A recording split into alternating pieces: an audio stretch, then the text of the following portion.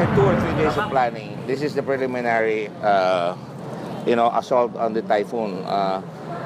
We have all kinds of equipment there right now, water tankers. There are already 6x6 trucks there, and we're bringing additional equipment. And of course, supplies for the people, especially non-food items. You know, a lot of people, walang bahay ngayon, walang bubong eh. Ang matindi dito sa typhoon na ito, wala nga namatay, hindi masyado marami, pero maraming napinsala mga bahay na naman. So, eskwela napinsala, bahay napinsala, buti na lang yung mga hospital tumatakbo. Pero masasabi ko sa inyo, marami ring affected. Right now, ang damaged houses namin, ang bilang namin, 76,280 na. So, marami rin ang evacuation centers na 136 na.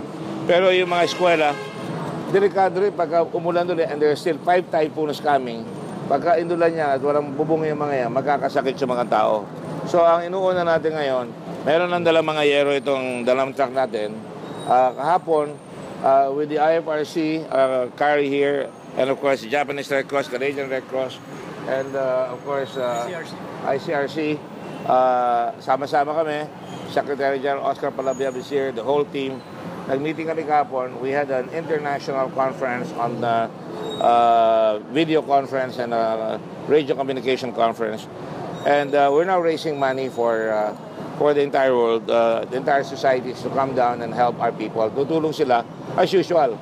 If there's any indication, ang problema natin ngayon kasi is ang dami, may eleksyon sa Amerika, may bakbakan sa Mosul, kaya dapat yung mga kababayan natin tumulong tayo ngayon dahil okupado ang mundo sa maraming problema. Kailangan talaga, ipakita rin natin na sa mga kababayan natin, kaya ginagawa namin itong motorcade para along the way makita, hindi yung pasikat ng Red Cross na dapat tumulong sila, na tumutulong sila. We're bringing 4,000 pairs of shoes for starters. We're bringing 4,000 sets of clothes. We're bringing blankets, mosquito nets, water.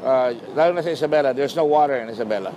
Cagayan, buong halos Tugigaraw. I'm told about 70% of the houses are damaged. No? Many are totally destroyed. Pero pag sirahin mo damage kasi walang bubong eh. Kung walang bubong, wala rin atip yun. May ulan rin yun, may araw. So hopefully, with all the effort of the entire humanitarian community of the Red Cross, tulong-tulong, makakatulong tayo muli. Katulad ng Hayan, IFRC, ICRC, about maybe 30 national societies help. At ngayon, we have 77,000 na bahay doon sa Hayan, nagawa. Marami tayong natulungan mga tao, nakabangon sa livelihood, mga paaralan na pagawa, over 500 schools na napagawa.